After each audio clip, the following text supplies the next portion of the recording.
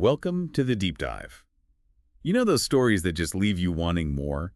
Well, we take those stories and we really dive deep. And today we're looking into a case that's, well, it's as baffling as it is horrifying. The Michael Jones case from Florida. Back in 2019, this isn't just another true crime story. It's a deep dive into what experts call family annihilation. Family annihilation. Whoa, okay. That sounds pretty intense. It is intense. It's a term used to describe when a person kills their entire family. Their entire family. Yeah. And the Michael Jones case, well, it's a pretty chilling example of just how calculated and disturbing this type of crime can be.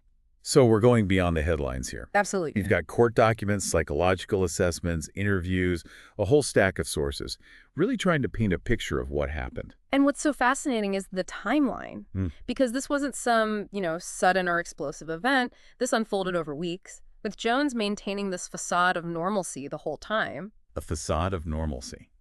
Wow. Okay, so let's start with the basics. Who were Michael and Casey Jones, and what do we know about their family life?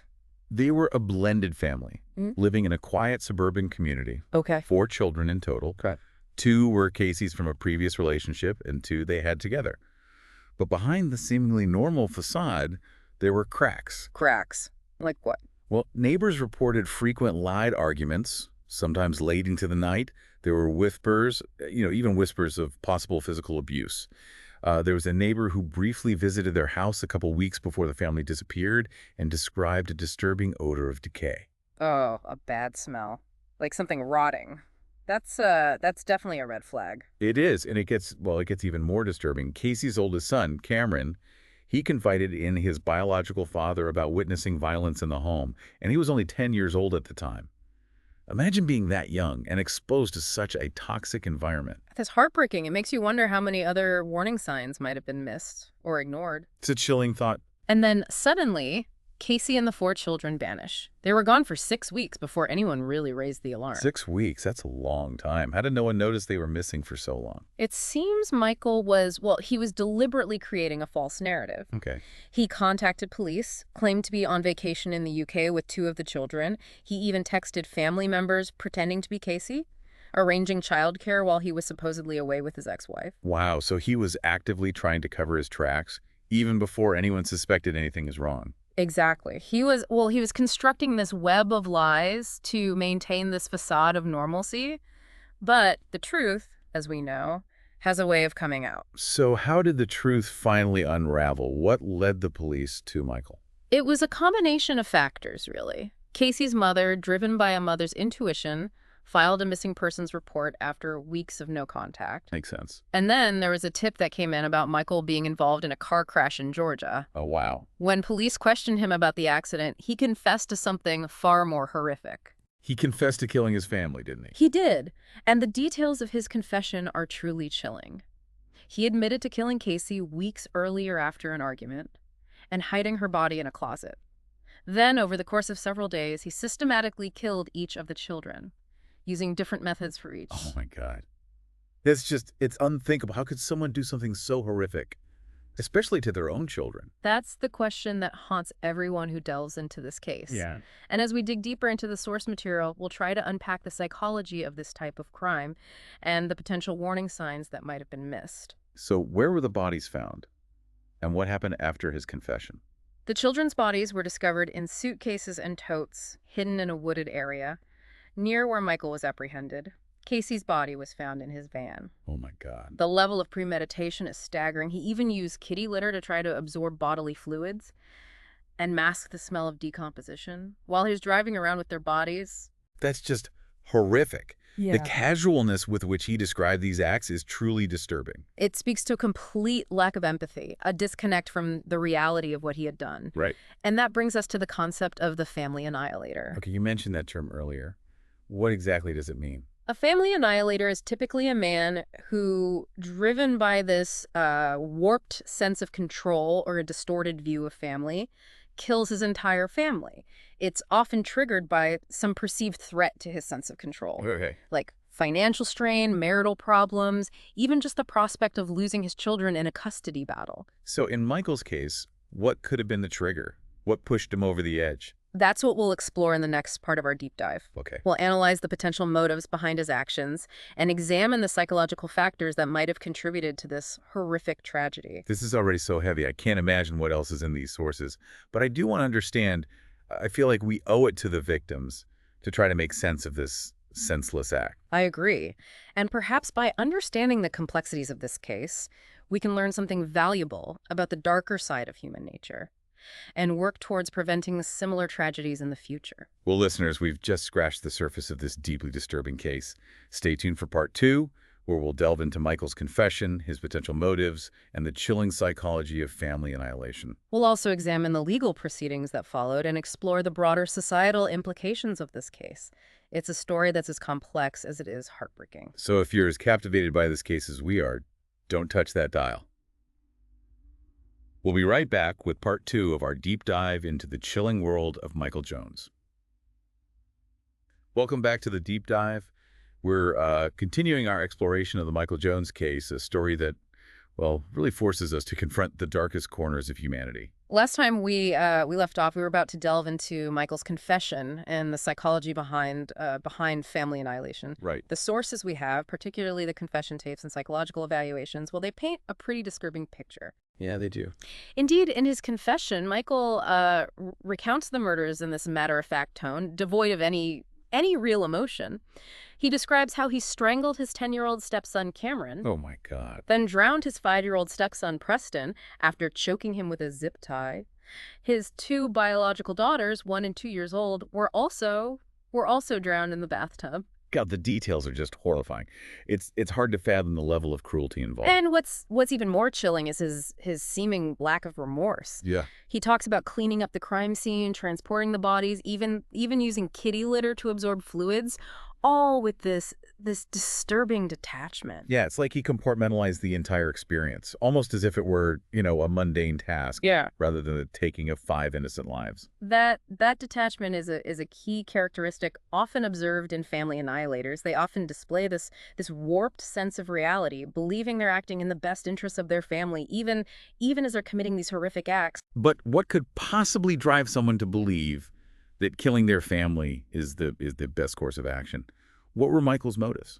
Well, his explanations were vague and often contradictory. Right. He talked about feeling overwhelmed, stressed by financial pressures, and frustrated with his relationship with Casey. He even hinted at a belief that he was saving his children from a difficult life. So a combination of stress, a desire for control, and a twisted sense of mercy. It's a complex mix of factors, and it's difficult to pinpoint any one trigger. Right. Experts who evaluated Michael suggest he might have been suffering from a narcissistic personality disorder, Yeah. characterized by this grandiose sense of self-importance, a lack of empathy, and a need for admiration. So his actions might have been driven by a need to preserve his own ego, his own image of himself as a good father, even as he was committing these horrific acts. That's one possible interpretation. It's also worth noting that Michael had a history of violence and control. There were reports of domestic abuse from both Casey and his ex-wife. He seemed to have a pattern of lashing out when he felt his authority was being challenged.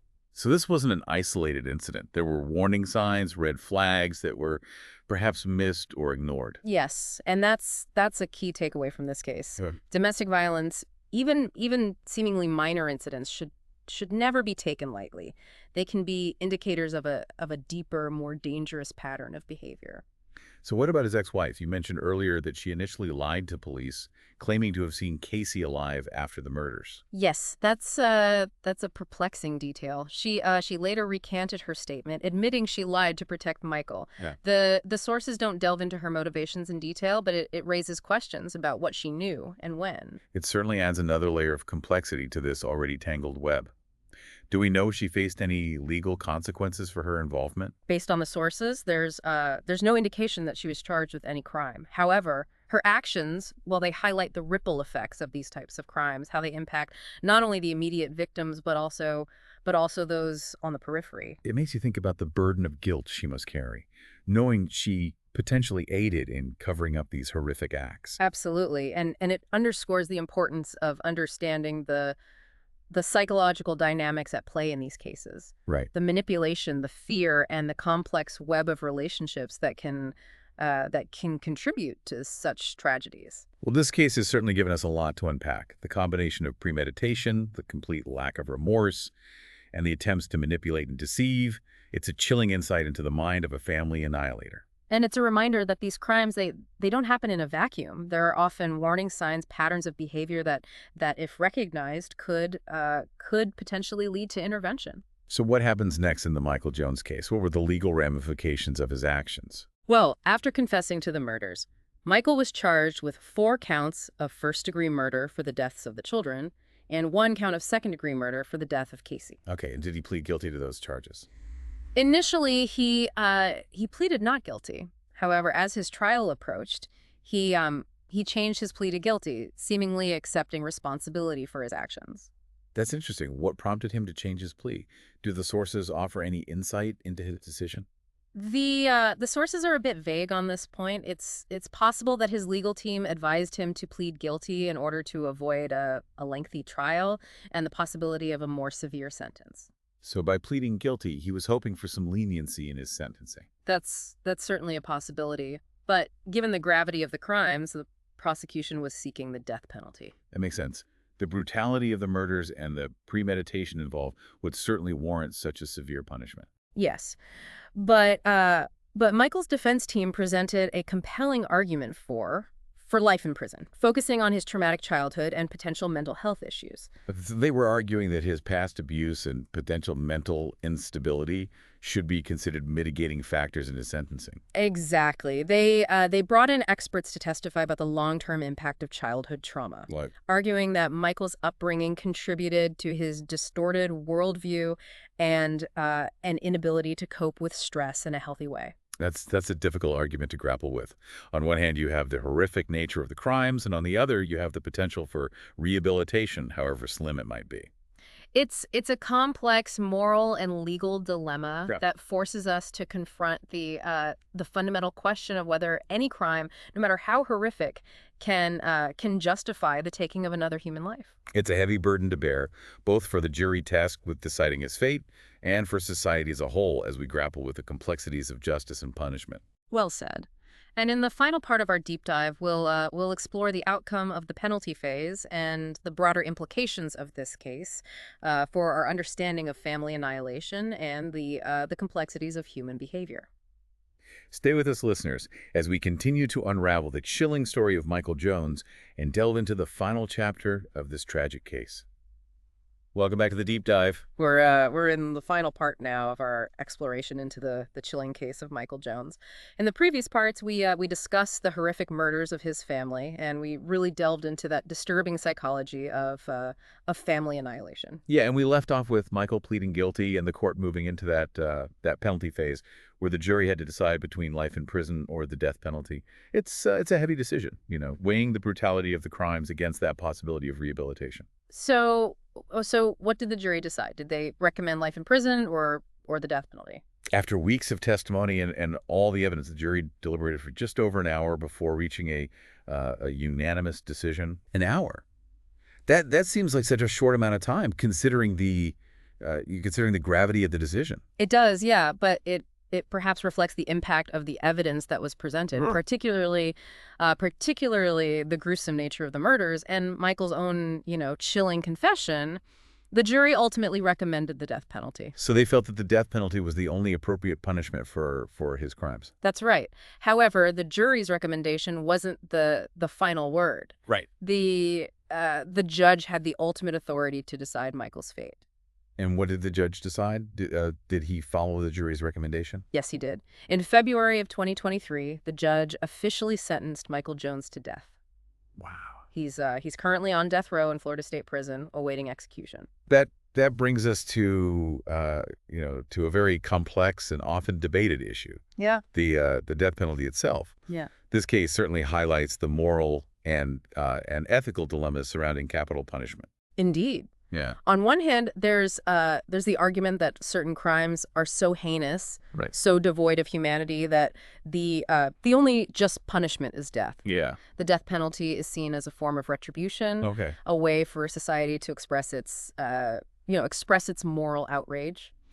But on the other hand, there's the argument that that taking a life, even the life of someone who has committed, terrible acts, Yeah. is never justified. Right. Opponents of the death penalty often cite the risk of executing an innocent person Mm. and the belief that all human life, even flawed life, is sacred. And then there's the question of whether the death penalty truly deters crime, or whether it simply perpetuates a cycle of violence.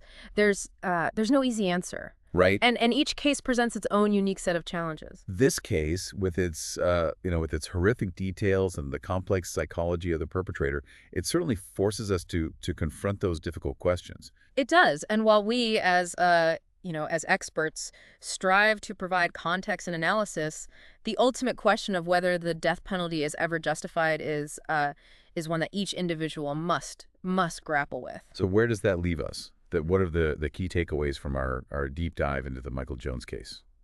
Well, I think this case serves as a stark reminder of the dark potential that exists within seemingly ordinary lives. It highlights the importance of recognizing those warning signs of domestic violence and the need for early intervention. And it underscores the complexities of family dynamics and the devastating consequences when those dynamics become toxic and destructive. Yeah, we've also explored that chilling phenomenon of family annihilation, examining those psychological factors that can contribute to such horrific acts. And we've delved into the legal and ethical dilemmas surrounding the death penalty, a debate that will likely continue for generations to come. Well, thank you for joining us on this difficult but important journey. If you found this deep dive valuable, please share it with your friends, subscribe to the podcast, and leave us a review. We'll be back next week with another deep dive into a topic that's sure to captivate and challenge you. Until then, stay curious.